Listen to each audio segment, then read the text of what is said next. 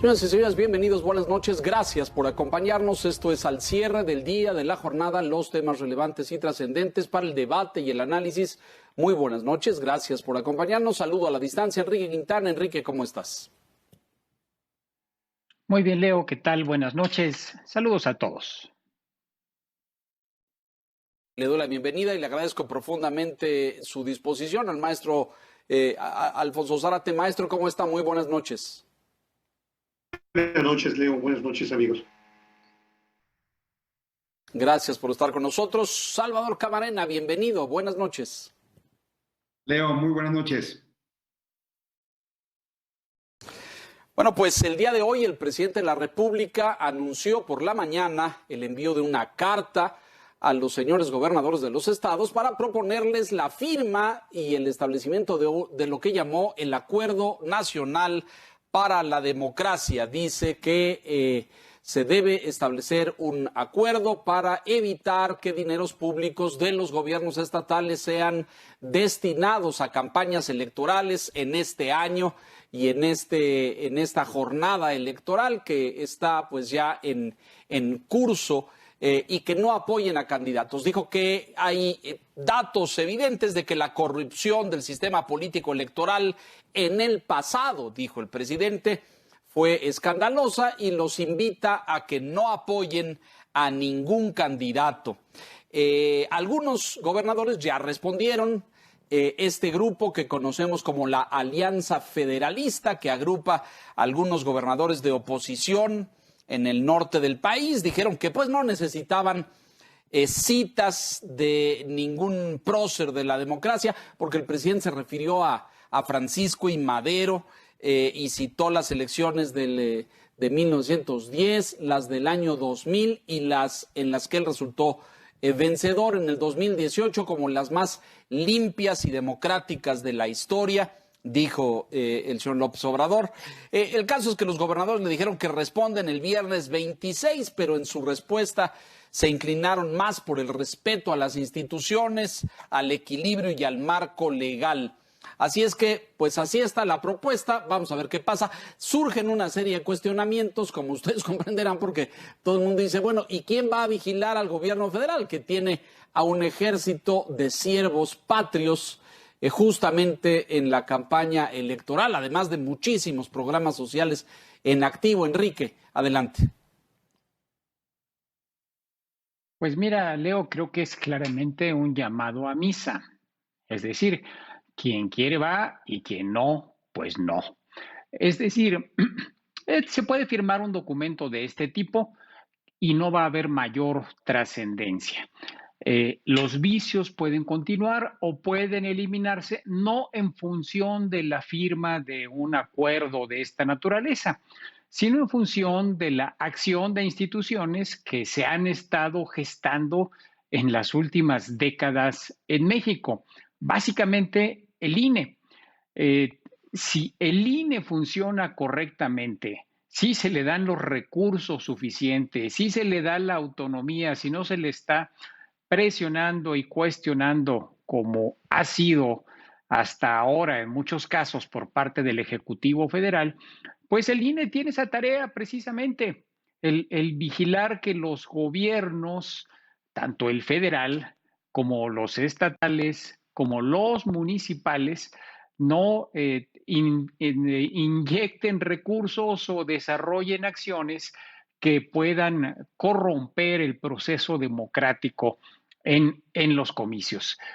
Ahí está la respuesta.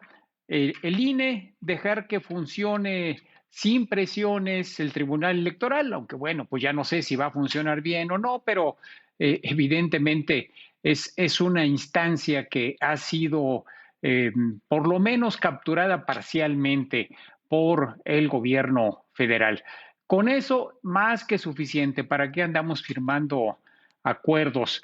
No sé qué vayan a responder los gobernadores, tal vez por cortesía digan, bueno, pues si se trata de firmar y de decir que estamos en disposición de cumplir con las reglas, pues lo hacemos. Pero no va a haber ninguna implicación, me parece, ni política ni legal. Así que Creo que el tema de fondo es dejar que las instituciones funcionen. Pero pues ya ven que al presidente le gusta un poquito el show.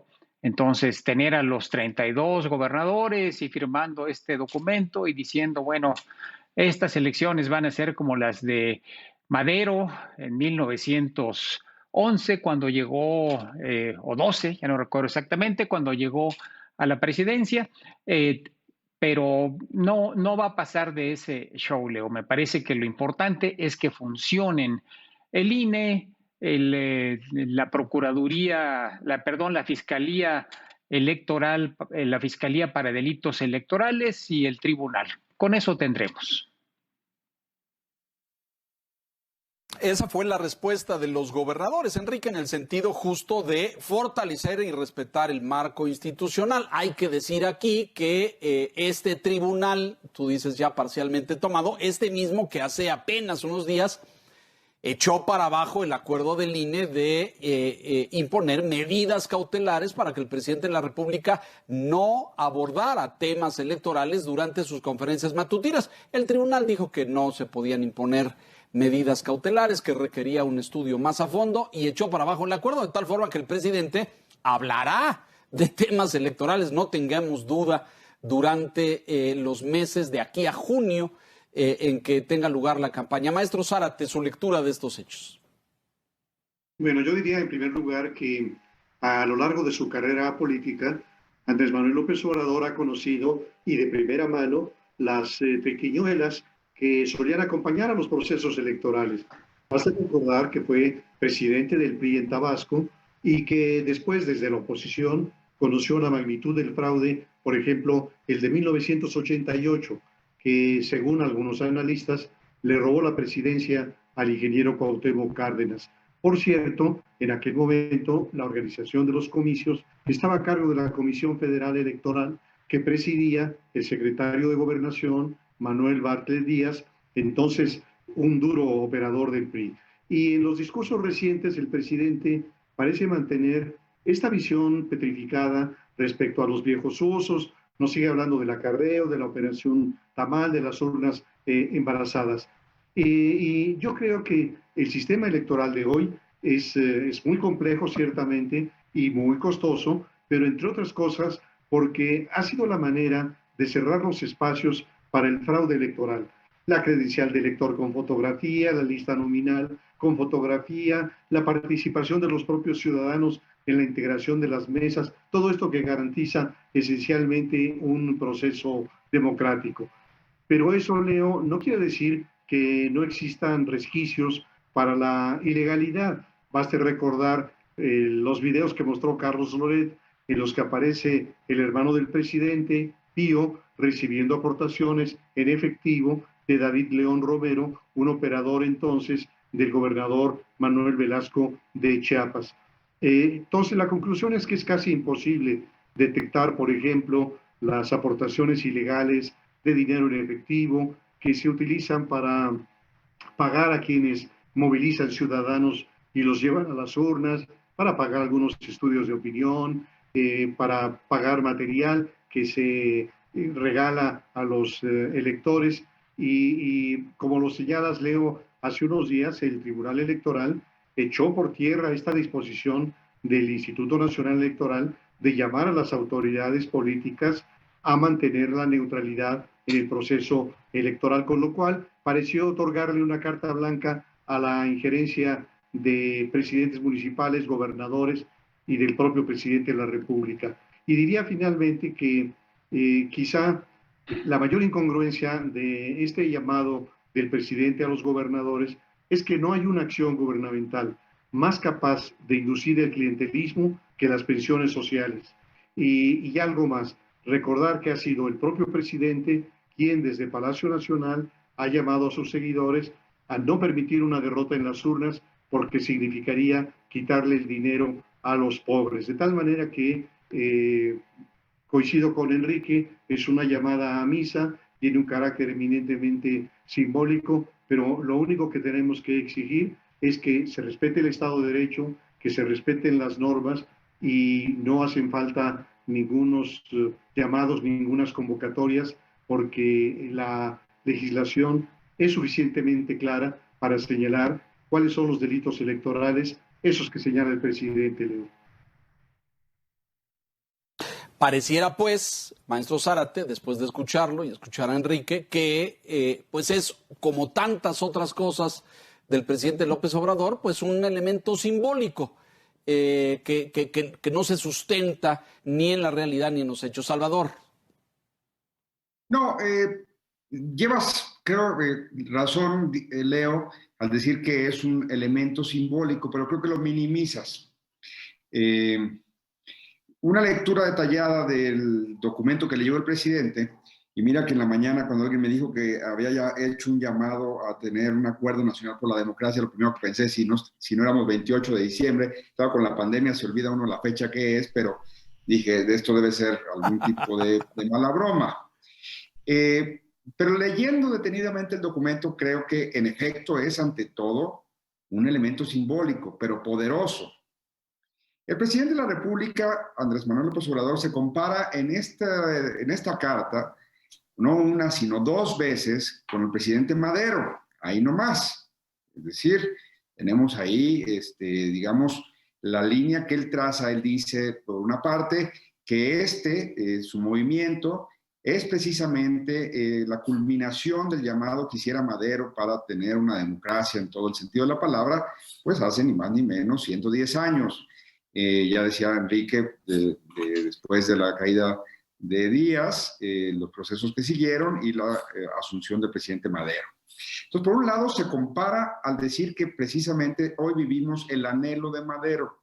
Palabras mías, pero ahí está en la carta. Y también dice que nadie como Madero llamó a los gobernadores a sumarse a la voluntad de permitir que el sufragio efectivo fuera una realidad. Y él está haciendo esto con este documento, lo cual habla en otro sentido de que, una vez más, aunque tiene palabras de algún tipo de elogio para el INE, cosa rara en él, pero en realidad se trata de desplazar el centro de gravedad de la democracia mexicana hacia Palacio Nacional. Y él dice, si yo tengo la voluntad de respetar el proceso, y usted es gobernadora de Sonora, jefa de gobierno de la Ciudad de México y gobernadores de los otros estados de la República me siguen, haremos realidad el anhelo maderista. Bueno, otra vez, como ya decían el maestro Zárate, el propio Enrique Quintana, no necesitamos eso, necesitamos el estricto apego a la ley de todos los partidos que sí están involucrados en el juego, y no del presidente de la República, que no debería estar involucrado en el juego, pero que, como ustedes ya señalaron, no ha dicho no ha dejado más que clara su voluntad de sí participar, y así fue también como celebró la resolución de eso que era un tribunal independiente y hoy es un apéndice del Ejecutivo, del Tribunal Electoral del Poder Judicial de la Federación, que le da la razón una y otra vez al presidente. Leo, creo que aquí en esta carta, en esta cosa que leyó esta mañana en la mañanera, pues es el intento del presidente López Obrador de decirle a su movimiento, a sus seguidores, que él una vez más quiere que la democracia sea el valor fundamental de la convivencia entre los mexicanos, cuando al mismo tiempo pues vemos que en el ejemplo de las vacunas son un desastre básicamente porque se desplazó una vez más el sistema que sí existía en nuestro país para aplicar vacunas y metieron con calzador deliberadamente a funcionarios. Yo no diría, insisto, que no hay que comprarle el lenguaje al poder.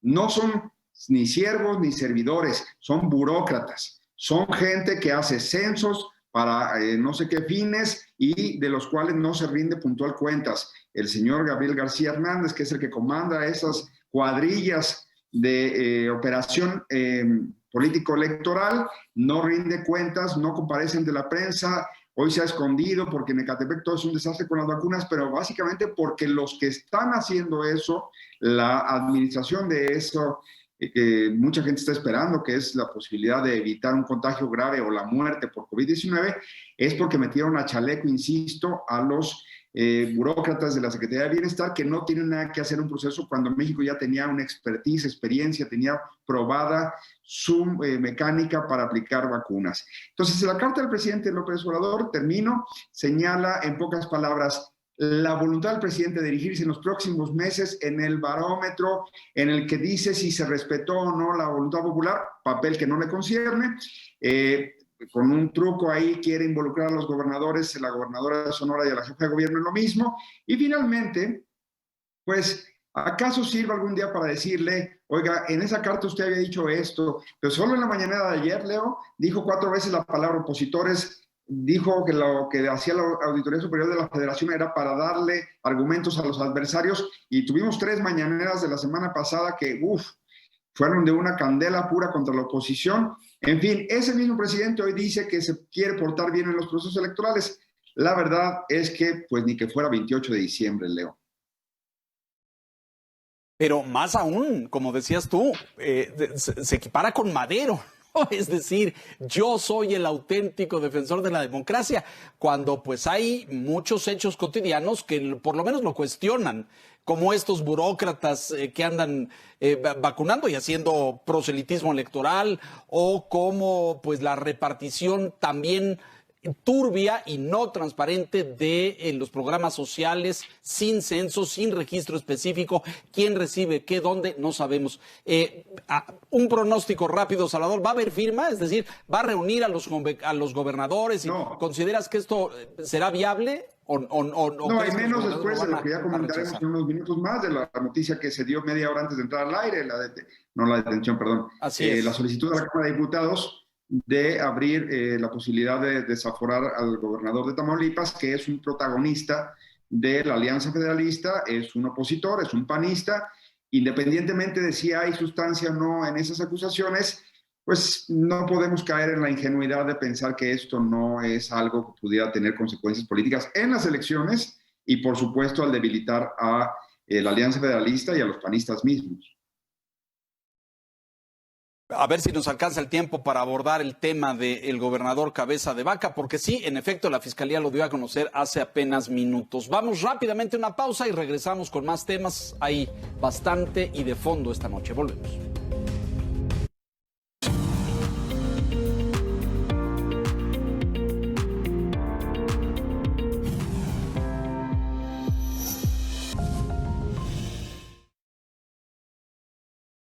Habíamos terminado el programa anoche apenas, alrededor de las 10 de la noche, hablando del dictamen de la Auditoría Superior de la Federación en materia de pues la evaluación de los gastos, presupuestos, partidas presupuestales en el primer año de gobierno, los 332 mil millones de pesos que costó la cancelación del nuevo aeropuerto en la Ciudad de México, en aquel entonces el de Texcoco, y otros hallazgos aportados por la auditoría, cuando minutos después, Enrique, apareció un boletín, un comunicado de la auditoría donde se retractaba, donde se echaba para atrás diciendo que había habido errores metodológicos de procedimiento, de cálculo, y que pues no eran 332 mil millones de pesos lo que había costado el cierre del nuevo aeropuerto, sino que estaban revisando las cifras.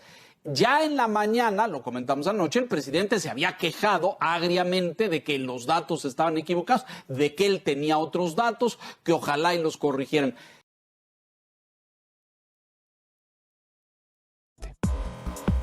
Los contras que podrían existir para este tipo de productos son el costo, pues se cotizan más alto que los pesticidas. Además, se tienen que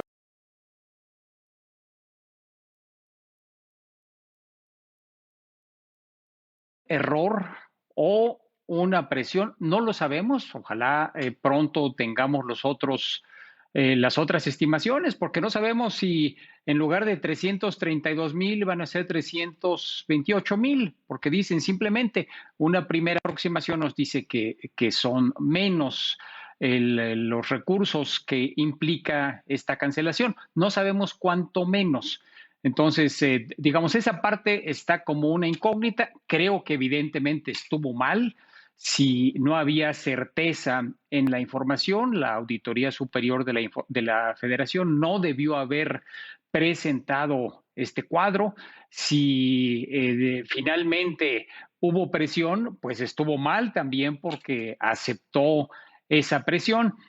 Cualquiera de los dos escenarios me parece que es pues un golpe en contra de la auditoría.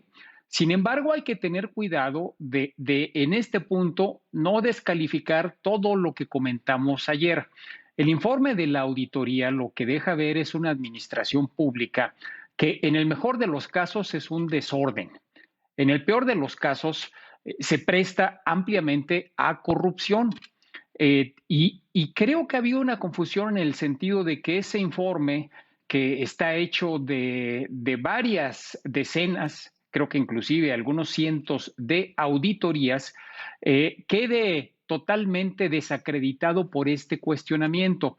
Me parece que la administración pública, el gobierno, va a tratar de usarlo, va a decir, miren, si esto está equivocado, entonces todas las críticas que nos están haciendo están también equivocadas. Y creo que no es el caso. Me parece que la mayor parte de las críticas son conducentes y no ha habido un cuestionamiento respecto a otras estimaciones cuantitativas incluso. Entonces, creo que hay que separar las dos cosas, Leo. Qué bueno que la auditoría sustente el informe pues sigue siendo válido en todos sus demás aspectos, más allá de que revisen o no este cálculo relativo al costo del aeropuerto, que como implica contablemente costos futuros, generalmente estos se denominan pasivos contingentes. Siempre hay polémica respecto a cómo se evalúan y cuál es la magnitud que realmente tienen. Escuchamos otras versiones que hablan de que el costo fue mucho mayor al estimado por la auditoría porque no toma en cuenta el efecto pernicioso que tuvo sobre la inversión. En otros análisis, la auditoría sí incluye ese tipo de evaluaciones. Entonces, insisto, separemos el tema del aeropuerto, sí, creo que amerita todo el cuestionamiento lo que hizo la auditoría, del resto de las evaluaciones, porque de lo contrario creo que el gobierno federal va y los gobiernos estatales, porque hay que recordar, no es una auditoría solo federal, sino también del gasto federalizado, del gasto que se realiza a nivel estatal, va a decir, no, pues ya ven, estamos muy bien, esta administración funciona perfectamente, mejor que las demás, y evidentemente no ese es el caso, Leo. Me parece que ese es el grave riesgo, Enrique, independientemente de que venga todo este debate aritmético del cierre del aeropuerto, y sí, porque ya aparecieron 2 o 3 textos ahí explicativos de la auditoría, sugiriendo que habían incluido esto que tú decías de los costos a futuro, pero que también habían incluido los bonos de inversión que se habían comprado en el extranjero para el aeropuerto. En fin, hay un debate ahí, pero es un debate meramente contable y financiero. Me preocupa justamente que el gobierno va a utilizar esto para desacreditar el reporte completo. Maestro Zárate. Yo diría en primer lugar que había una enorme expectación respecto de los resultados de la revisión de la cuenta pública del año 2019, porque se trataba de un primer acercamiento evaluatorio al primer año de gobierno del presidente López Obrador. Y entonces hay muchas cosas que me sorprenden, que me llaman la atención. Yo creo que nadie en la Auditoría Superior de la Federación, y menos el auditor David Colmenares, podrían haber ignorado los impactos políticos que tendría este informe. Yo creo que el tema, desde luego, más sensible de la revisión es sin duda la cancelación del proyecto del nuevo aeropuerto, pero creo que más allá del tema del aeropuerto, lo que nos ofrece este análisis de la auditoría es una visión general de desorden, de dispendio, de distracción de recursos de su objetivo esencial, etcétera. Y lo que revela el reporte a mí no me sorprende, sobre todo si se toma en cuenta que el criterio rector para la designación de funcionarios, como lo ha expresado varias veces el presidente de la República, ha sido 90% de honradez y el resto de experiencias, conocimientos, eficacia. Entonces, los funcionarios pueden ser muy honestos, dándoles el beneficio, pero también pueden ser muy ineptos. Y entonces creo que Colmenares y los responsables directos de la auditoría debieron revisar con lupa las metodologías aplicables, confirmar los hallazgos, revisar incluso el traceo de las conclusiones. Y hoy creo que lo que no había ocurrido en el pasado, yo al menos no tengo memoria de que en ningún momento los reportes duros de la auditoría, quizá uno muy relevante, el de la estafa maestra, hubieran tenido como reacción de parte de las autoridades, menos aún del presidente de la República, una descalificación. Y yo creo que sí hay una presión desde lo más alto del poder, desde Palacio Nacional, porque no podría haber de otra manera el que el presidente señale a la auditoría de estarle haciendo el caldo gordo a las oposiciones y de darles esta información a sus adversarios y desde luego corrigiéndoles la plana. Entonces, el auditor superior y la Auditoría Superior de la Federación se encuentran en un momento de enorme dificultad. Nos tienen que entregar, y lo más pronto posible, estas correcciones, este reporte, que efectivamente a lo mejor solamente significa una reducción parcial en el caso de la cancelación del nuevo aeropuerto, pero muchos otros datos que deberían de confirmarse. Creo que en esta discusión no hay que perder de vista que este gobierno ha hecho un enorme esfuerzo por desaparecer en unos casos, capturar en otros, secuestrar en otros a aquellas instituciones o aquellos organismos que pueden fungir como un contrapeso al poder presidencial.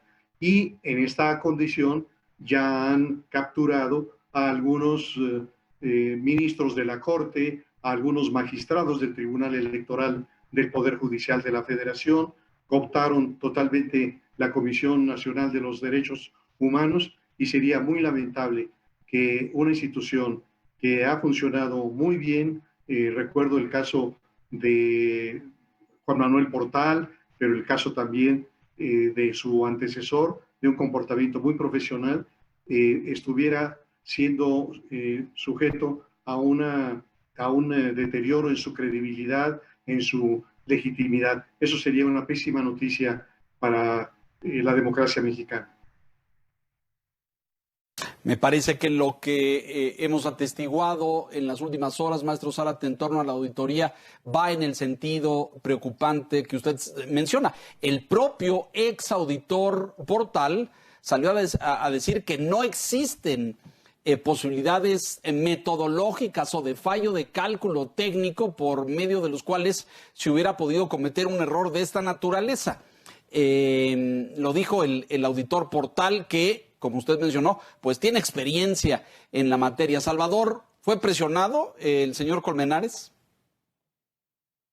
Leo, creo que es, como decía el maestro Zárate, una situación muy delicada. Estamos ante un órgano que se ha construido a lo largo de 3 décadas, que desde el Poder Legislativo fiscaliza el ejercicio del presupuesto y que nos ayuda a entender que es real lo que cada año pretendemos, es decir, que la Cámara de Diputados, que representante, pues donde están los representantes de los ciudadanos, le aprueban al Ejecutivo un presupuesto y luego se lo revisan cómo lo gastó, cómo lo ejerció, y en dado caso se le sanciona, se le observa, se le recrimina cualquier abuso, negligencia o de plano, digamos, hasta la impericia para hacer el mejor uso de los recursos que son de todos los mexicanos. Que estemos hablando de eso en este momento y no de los hallazgos de la auditoría con respecto a la cuenta pública del 2019, el primer año del presidente López Obrador, habla precisamente de algo que no debe permitir el titular de una agencia como es la Auditoría Superior de la Federación, que se vuelva noticia su comunicado de ayer que desmentía uno de los principales hallazgos anunciados el fin de semana, y estemos hoy tratando de adivinar qué pasó, Porque hay en esto de adivinar qué pasó, pues algunas expresiones. Una dice, los procedimientos para hacer cada una de las auditorías que a final de cuentas se presentaron en un informe este fin de semana, tienen una planeación muy específica, tienen una ejecución muy rigurosa y pasan por demasiados filtros como para atender, como ya citabas al exauditor Portal, una explicación simplona de hubo un error y no calculamos bien, alguien ahí con la calculadora no puso el decimal adecuado o no tomó en cuenta los futuros, en fin, terminología de otras, digamos, materias, como sería una cosa más de los contadores y de los fiscalistas. No, estamos hablando de que, por principio de cuentas, se abre la interrogante si del paso del señor Portal al señor Colmenares, que entró en marzo del 2018, no se le quitó capital humano, expertise, digamos, no se sustrajo capacidad fiscalizadora a la Auditoría Superior, precisamente con la llegada del señor Colmenares, que haya derivado en que hoy presenten un reporte que está, para empezar, manifestando dos graves circunstancias. La del aeropuerto ya la mencionaste tú, pero también estuvo eso que descalificaron la actuación de la Secretaría de la Función Pública diciendo que no les había dado acceso y luego salieron a decir que no es cierto, que habían tenido buena cooperación. Creo, Leo, que estamos en un momento que sería muy sombrío atestiguar que se debilite por esta vía al organismo del que estamos hablando, dado que de algo se necesita, si algo se necesita es que el presidente López Obrador tenga contrapesos. Le serviría hasta a él. Él tendría un aliado si él da una instrucción de que se utilice tal presupuesto de X o Y manera y que cuando salga el auditor o la Auditoría Superior de la Federación, para no personalizarlo, le diga, se usó así y el presidente pueda tener otros ojos, otros literalmente auditores que le ayuden a determinar si se hizo el mejor uso de lo que él dio como una instrucción. A nadie le conviene que esté la auditoría hoy siendo sujeta de dudas sobre si se hizo bien su trabajo o no. No sé si presionó al presidente López Obrador. Digamos que él tiene esta frase de que el que se aflige se afloja.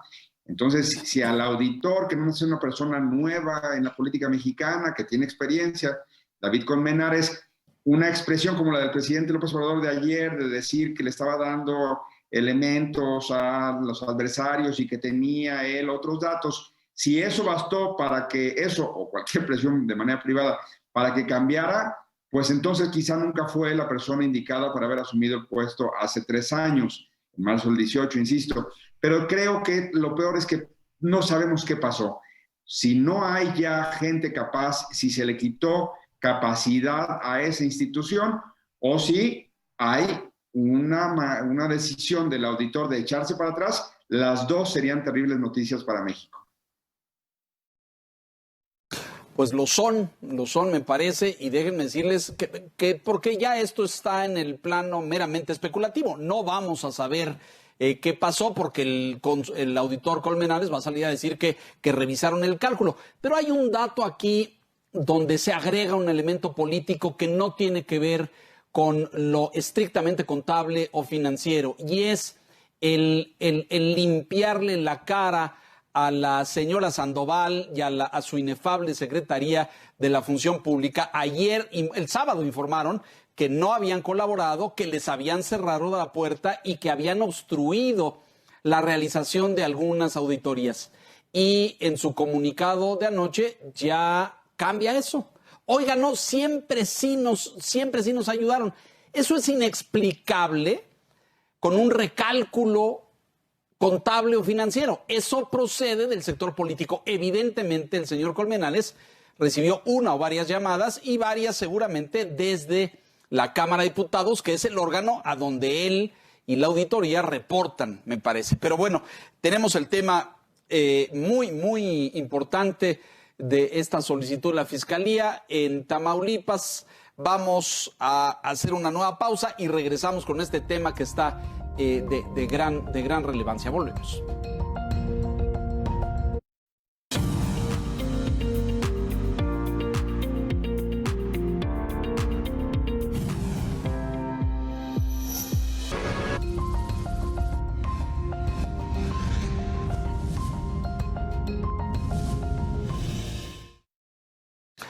Este anuncio, como decía Salvador, se dio minutos antes de iniciar el programa. La Fiscalía General de la República envió a la Cámara de Diputados, al Congreso de la Unión, a la Cámara de Diputados Federal, una solicitud de desafuero en contra del gobernador de Tamaulipas, el señor Francisco Cabeza de Vaca, y lo acusa de 3 delitos. 1, delincuencia organizada. 2, operación con recursos de procedencia ilícita. Y 3, defraudación fiscal equiparada.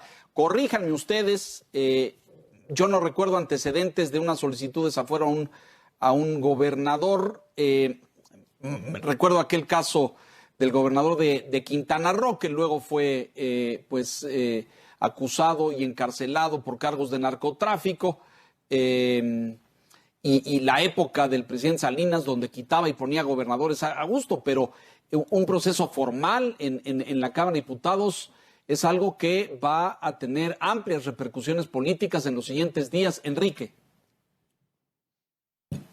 Desde luego, Leo, particularmente porque se inscribe en un enfrentamiento recurrente que ha existido entre un grupo de gobernadores con el gobierno federal. No sabemos en qué contexto están siendo planteadas estas acusaciones. No sabemos si es en el contexto, por ejemplo, del caso Lozoya, que hubiese alguna información que pudiera implicar al propio gobernador, pero es algo suficientemente grave como para que tú digas es realmente inédito en México. Ya respondió el gobernador Cabeza de Vaca hace unos minutos, también dijo: Morena filtra una supuesta acusación en mi contra, de nuevo el uso faccioso de la justicia donde no hay delito. Se orquesta una embestida política, esperaré a ser notificado para tener detalles y fijar mi posición. Creo que esto va a enturbiar nuevamente el ambiente político nacional, porque independientemente de que hubiera o no sustancia, va a leerse, va a interpretarse públicamente como el uso faccioso de la justicia, como lo que estamos viendo ahí en pantalla, que es la expresión del gobernador de Tamaulipas. Vamos a ver cómo evoluciona, pero realmente es preocupante el pensar que apenas digamos, entrando al proceso electoral a unas cuantas semanas de comenzar formalmente las campañas, tendremos este choque entre el gobierno federal y ahora ya el intento específico de quitar a un gobernador de su mandato. Creo que no se le está haciendo bien al clima que se requiere para el proceso electoral. Y bueno, con esto, pues con más razón, regresando al primer tema, Leo, esa llamada a la firma del acuerdo por la democracia, pues suena francamente sin ninguna sustancia. Pues sí, tú decías llamado a misa, tal vez ya ni sea misa, llamado a la kermés. Maestro Zárate. Vale la pena mencionar que en nuestro sistema político, tradicionalmente la relación de los poderes del centro con los estados de la República fue una relación de dependencia. Digamos que en los años de preeminencia del PRI, los gobernadores eran como virreyes, a quienes el presidente de la República enviaba a gobernar en su nombre. Y el caso de Salinas de Gortari es emblemático, porque prácticamente en ese periodo todos sus amigos que quisieron ser gobernadores lo fueron. Entonces, uno de ellos, Patricio Chirinos en Veracruz, Otto Granados en Aguascalientes, Sócrates Rizo en Nuevo León, Rogelio Montemayor en Coahuila, etcétera. Entonces, el presidente ponía y quitaba a aquellos gobernadores notoriamente ineptos, notoriamente corruptos o notoriamente repudiados por la sociedad. Esto se modificó en el gobierno de Vicente Fox. Es decir, Vicente Fox, con sus supergerentes, no supo manejar estos hilos de control muy firmes que incluían desde luego el presupuesto, las Fuerzas Armadas, el CISEN, la Procuraduría, y dejó sueltos los hilos. Y entonces vimos un resurgir de los gobernadores, pero de la peor manera. Los gobernadores como los viejos caciques, enriqueciéndose, haciéndose de la vista gorda respecto al avance de la criminalidad, etcétera. Luego viene el regreso del PRI con Enrique Peña Nieto, que habla, por cierto, de la nueva generación, la generación del cambio, que resultó la generación podrida, con Javier Duarte, César Duarte, los gobernadores de Tamaulipas, Yarrington, Eugenio Hernández, etcétera. Si esta acusación finalmente procede, va a ser un caso muy relevante y muy excepcional, porque yo creo que desde hace lustros, por no decir décadas, tenemos a gobernadores que se han asociado con el crimen. La fuerza cada vez menos controlable del cártel del Golfo, del cártel Jalisco Nueva Generación, del cártel de Sinaloa, etcétera, doblega no solo a las autoridades municipales, sino también a los propios gobernadores. Así que, por un lado, creo que hay algunos indicios, elementos de la colusión, no necesariamente del gobernador, pero sí de otras piezas importantes, porque sin ellos no se explicaría la manera en que funcionan estos cárteles del crimen organizado. Pero desde luego que esto es una señal que enrarece el clima político en el país y que también puede ser leído en función del proceso electoral, porque se asocia a la carta del presidente a los gobernadores.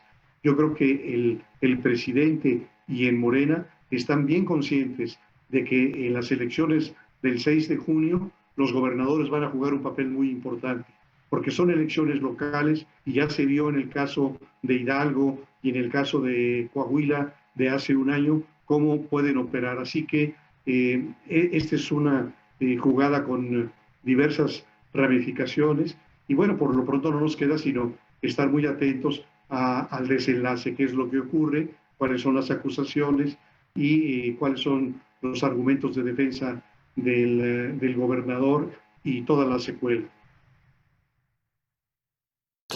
Fíjese, maestro, que en este mismo espacio habíamos evaluado los recursos o las medidas que el gobierno utilizaría o echaría mano de aquí a junio para enviar mensajes a su base electoral, reavivar el caso Lozoya. Al señor Ancira ya le negaron arresto domiciliario, se va a la cárcel, traer a otra persona que anden buscando allá afuera, en fin, estos golpes mediáticos de figuras y de detención, jamás pensábamos en este debate que se trataría ni más ni menos que de un ejecutivo estatal. Salvador, te escuchamos. En los dos anteriores segmentos, Leo, hablamos de algo que es el costo de socavar instituciones. La Auditoría Superior de la Federación en entredicho en estos días y con su carta el presidente desplaza al INE, desplaza a los organismos y a los instrumentos que hemos diseñado los mexicanos para que no dependa de ninguna voluntad presidencial o de ningún gobernador el resultado de una elección. Por desgracia, no podemos ayudar mucho a la audiencia diciéndole qué creemos que pasa realmente detrás de este anuncio que hace el líder de Morena en la Cámara de Diputados, porque la posibilidad de que haya una utilización política de este caso es una realidad. No tenemos hoy una Fiscalía General de la República a la que podamos llamar autónoma o profesional, o ajena a los vaivenes de la política o de la politiquería.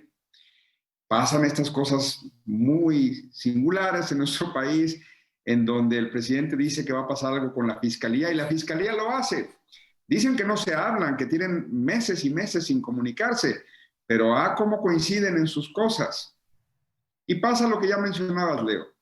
No es una sorpresa para nadie, porque estaba adelantado en columnas y en algunas redes sociales que iban por los gobernadores que proceden de una camada de senadores, que si me permite el maestro Zárate le robo parte de lo que estaba diciendo, así como Peña llegó con unos gobernadores impresentables a los que se atrevió a decir que eran la nueva generación o la nueva cultura del PRI, de un PRI que supuestamente ya había aprendido la lección después de haber sido expulsado a patadas de la presidencia.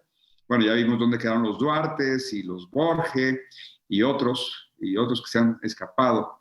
Pero así como esos gobernadores fueron la representación de un proyecto fallido, hay varios de los exsenadores panistas que hoy tienen que rendir cuentas ante la justicia. Está el exsenador Lavalle, señalado por Lozoya de haber recibido dinero para comprometer su aprobación de la reforma energética.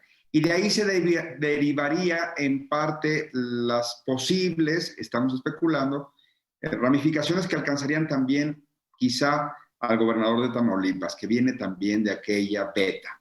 Salvo que con el gobernador de Tamaulipas también se menciona que quizá en Estados Unidos haya interés por hacerle algunas preguntas.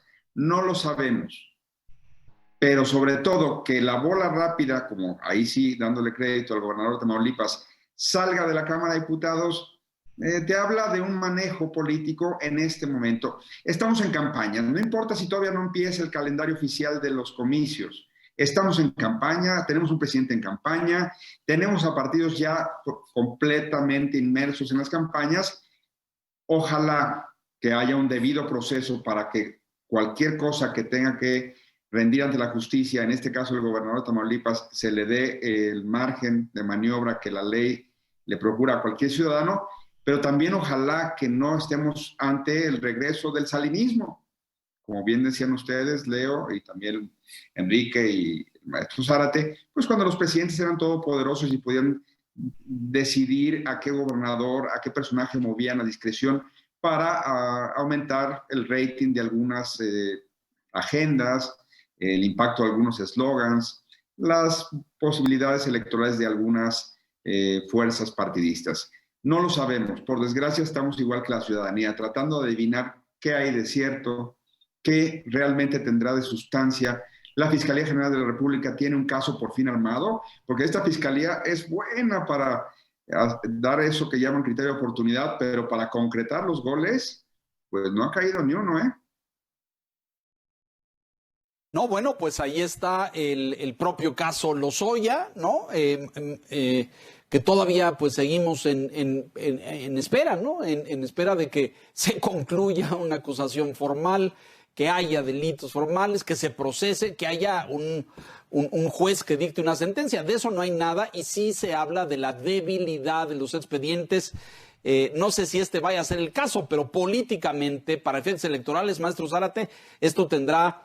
y me pregunto si es el propósito causar ese efecto enorme impacto. Sin duda, creo que, digamos, en los próximos días, en las próximas semanas, este va a ser un tema de profundo análisis y de una gran reflexión. Y desde luego, yo creo que hay indicios muy fuertes de la colusión de gobernadores con el crimen organizado. Así que, digamos, la gran interrogante es si se va a aplicar solamente la investigación a quienes gobiernan desde la oposición o si habrá la seriedad como para investigar también a los gobernadores propios. Híjole, pues yo creo que ahí está buena parte del cuestionamiento. Nos quedan apenas unos minutos. Quisiera un comentario ustedes. Hoy estuvo en México el presidente de Argentina, el señor Alberto Fernández, que vino cargado de una maleta de elogios al presidente López Obrador.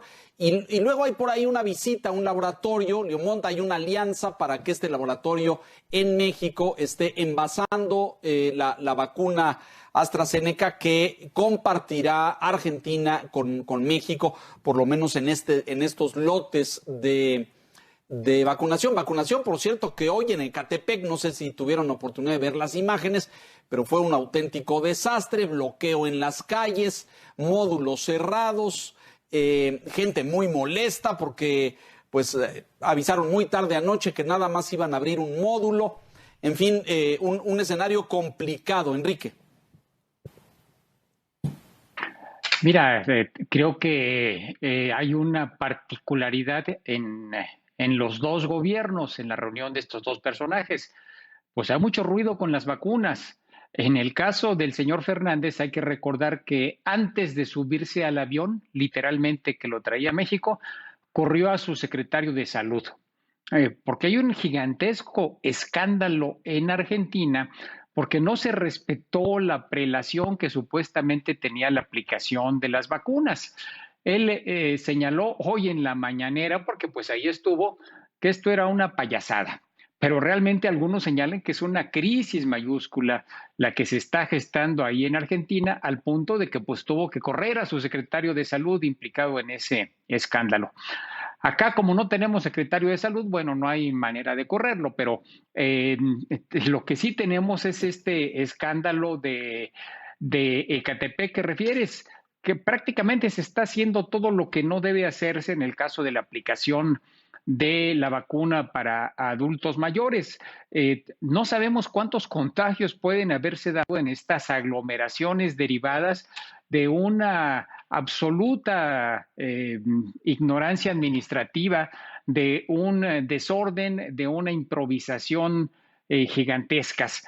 Mañana empieza la vacunación también de adultos mayores en 3 delegaciones.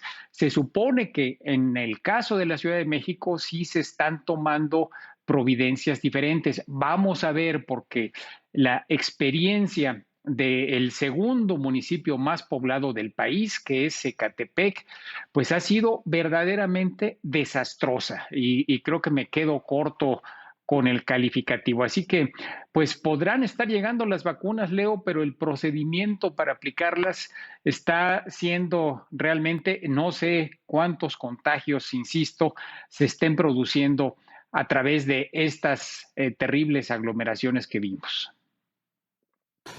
Bien lo dices, Enrique, un desastre de la organización, fallas terribles. En vez de proteger y cuidar la salud de las personas que van a traer a vacunar, ordenarlos por grupos, por hora. No, hay un mercado literal al que por supuesto no pudieron atender en su totalidad, un solo módulo. La gente muy molesta, bloqueó avenidas allá en Ecatepec. Reclamaron cuando el presidente hoy en el Zócalo salió a acompañar a su homólogo argentino, Alberto Fernández, que salía de su encuentro en la mañana. Gente ahí en el Zócalo le gritó al presidente: ¿y las vacunas? ¿Dónde están las vacunas? Salvador, 30 segundos, rápidamente. Creo, Leo, que nos está alcanzando la realidad. Las vacunas están llegando a cuentagotas. Fue una proeza de la ciencia desarrollarla en menos de un año. No es tan difícil hacer una logística decente. México no es tan chafa. México tenía mucha experiencia en vacunación, pero claro, han querido meter burócratas de bienestar, bueno, así se llama la secretaría, y han hecho una gran exposición de sus deficiencias. Mañana no veremos eso en la Ciudad de México, porque hay un elemento, y con esto cierro. Aquí la jefa de gobierno sí la dejan actuar. A los demás gobernadores, ¿qué sentirán en Chihuahua? ¿Qué sentirán en Jalisco? ¿Qué sentirán en Chiapas? De que hayan, pues, ni vacunas, ¿eh? Entonces, la discrecionalidad y una serie de errores pueden pasar factura, en efecto. Pueden pasarla. Maestro Zárate, 30 segundos.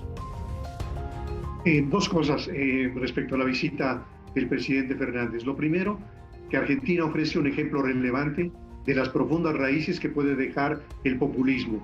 A más de medio siglo de la muerte de Evita Perón y de que Juan Domingo Perón fue derrocado la primera vez, el peronismo sigue vivito y coleando. Y lo segundo, que el motivo de la visita del presidente argentino es la conmemoración de 200 años del Plan de Iguala. Quizás el verdadero interés tenga que ver con los acuerdos tete a tete entre países de un corte populista de izquierda, más estatistas, como el de Bolivia, el de Venezuela y desde luego la gran inspiración que es Cuba. Lo mencionó en su discurso, Maestro Zárate, dice bien, citó el caso de Bolivia y de su querido amigo Evo Morales, y vuelven a esta historia y esta cantaleta que en este país conocemos bien, que hubo un intento de golpe de Estado y un fraude en esa elección, cuando pues lo que demuestran los hechos históricos en Bolivia es que el señor Morales perdió la elección. Nos tenemos que ir, se nos acaba el tiempo. Salvador Camarena, gracias, muy buenas noches. Maestro Zárate, como siempre, un honor recibirlo y tenerlo entre nosotros. Enrique Quintana, gracias, buenas noches. Y gracias a usted por la gentileza de su atención esta noche. No se despegue, todas las noticias a las 10 con Ortega. Buenas noches.